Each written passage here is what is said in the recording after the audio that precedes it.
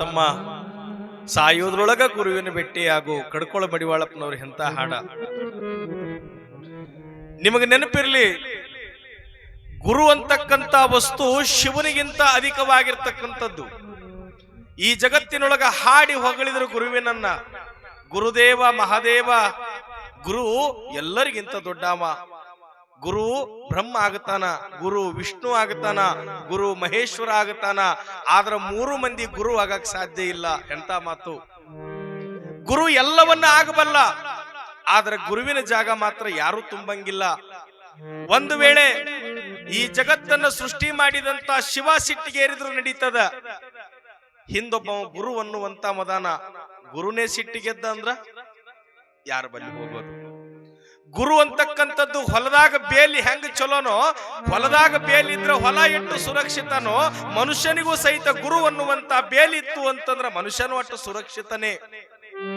ಯಾವ ಮನುಷ್ಯ ಗುರುವಿನ ಬಳಿ ಬರಂಗಿಲ್ಲ, ಯಾವ ಮನುಷ್ಯ ಗುರುವಿನ ಪಾದಕ್ಕೆ ಶರಣಾಗತರಾಗಂಗಿಲ್ಲೋ, ಜೀವನದೊಳಗೆ ಏನೂ ಸಾಧನೆ ಮಾಡಕ್ ಆಗುವುದಿಲ್ಲ. ಎಂತಿಂತವ್ರು ಈ ಜಗತ್ತಿನೊಳಗ ನಾನಾ ಅನ್ನುವಂತವರು, ಏನು ದೊಡ್ಡ ಮಹಾತ್ಮರು, ಶರಣರು, ಸೂಫಿಗಳು, ಸಂತರು ಅಂತ ಆಗಿ ಹೋಗ್ಯಾರ. ಅವರೆಲ್ಲರೂ ಕೂಡ ಒಬ್ಬ ಗುರುವಿನ ಗರಡ್ಯಾಗ ಬೆಳೆದವ್ರೆ. ಗುರು ಅಂತಕ್ಕಂತವ ಈ ಜಗತ್ತಿನೊಳಗ ತಾಯಿ. 2 ಅಕ್ಷರ, ಗು ರು. ಗು ಅಂದ್ರ ಕತ್ತಲ, ರು ಅಂದ್ರ ಬೆಳಕು. ಕತ್ತಲಿನೊಳಗೆ ಯಾವ ಇರ್ತಾನ ಅವನ ಬೆಳಕಿನಡೆಗೆ ತಗೊಂಡು ಬರೋವನೇ ಗುರು. ನೋಡ್ರಿ ಎಂತ ಮಾತು! ಯಾವ ಮನುಷ್ಯ ಕತ್ತಲದಾಗಿರ್ತಾನೋ ಅಂತವನನ್ನ ಬೆಳಕಿಗೆ ತಗೊಂಡು ಬರುವಂತವ ಗುರುವಿನ ಕೆಲಸ.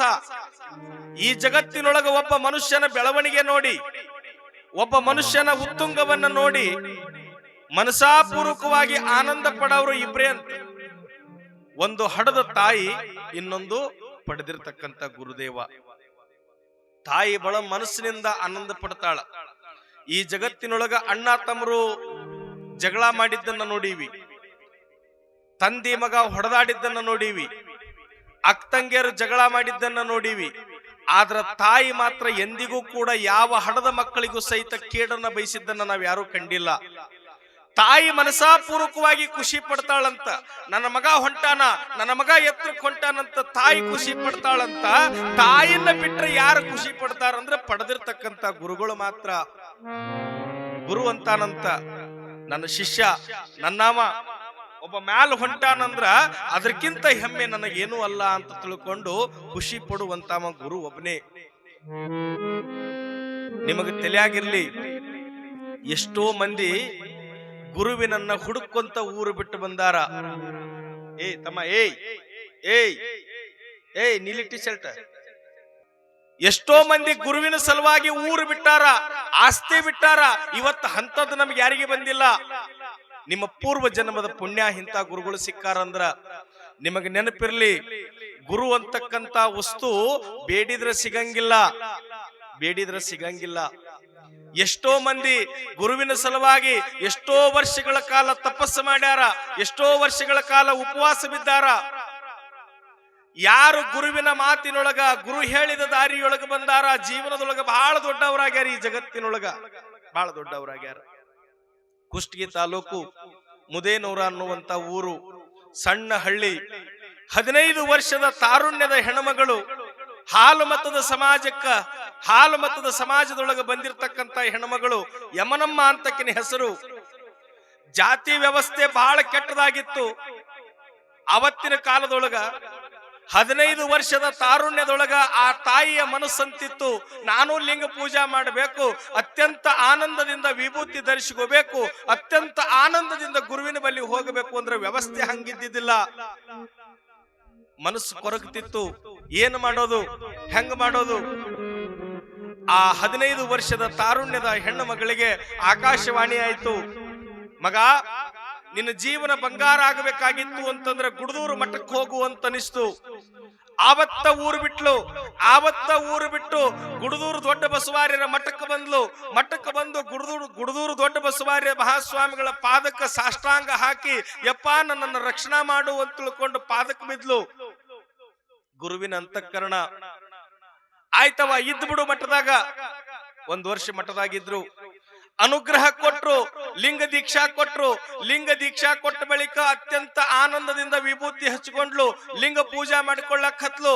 ಯವ್ವಾ ಮತ್ ಇದೇ ಮಠದಾಗಿದ್ರಿ ಹೆಂಗವಾ, ಮತ್ ನಿನ್ನ ಸಾಧನಾ ಶಿಖರ ಉತ್ತುಂಗಕ್ಕೆ ಹೋಗಬೇಕವಾ, ಆಧ್ಯಾತ್ಮದೊಳಗ ಸಾಧನೆಯನ್ನು ತೋರಿಸ್ಬೇಕವಾ, ನೀ ಈ ಮಠ ಬಿಟ್ಟು ಹೊರಡಬೇಕು ಅಂದ್ರು ಗುರುಗಳು. ನೀ ಹೇಳ್ದಂಗೆಪ್ಪ ನೋಡವಾ, ಇವತ್ತೇನು ಹುನಗುಂದ ತಾಲೂಕು ಕಂಬಳಿಹಾಳ ಅಂತ ಐತಿ, ಆ ಕಂಬಳಿಹಾಳಕ್ಕೆ ಹೋಗಬೇಕು.